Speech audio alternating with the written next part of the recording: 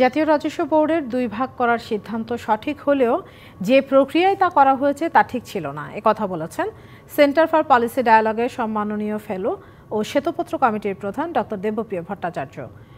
রাজধানীর লেকশোর হোটেলে বাংলাদেশ অর্থনীতি ২০২৫-২৬ নীতি সংস্কার ও জাতীয় বাজেট নিয়ে আয়োজিত এক বৈঠকে একথা বলেন তিনি।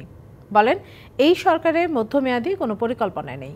আগের সরকারের ফিসক্যাল কাঠামোর ওপর দাঁড়িয়ে আছে নতুন বাজেট প্রণয়নের ক্ষেত্রে বিভিন্ন পর্যায়ে সবার সাথে যে আলোচনা করা দরকার ছিল সরকারের পক্ষ থেকে তা দেখা যায়নি।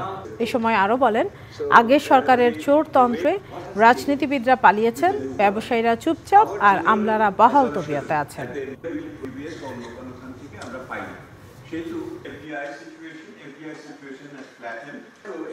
আমি যেটা এমবিআর নিয়ে এখন যে আলোচনা চলছে, আমরা মনে করি যে ২ ভাগ করাটা ঠিক হয়েছে, এটা উচিত এবং এটা আমাদের শ্বেতপত্রের সুপারিশও এটা ছিল, কিন্তু যেভাবে করা হয়েছে এটা ঠিক হয়নি।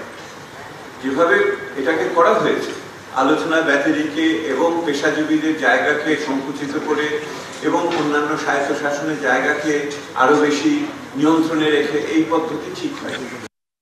নগদ পেমেন্টে ৫০০ টাকা পর্যন্ত ক্যাশব্যাক আর লেনদেনে প্রতিদিন ডিপ ফ্রিজ এবং ঘন্টায় ঘন্টায় এসি টিভি সহ দারুণ সব গিফট।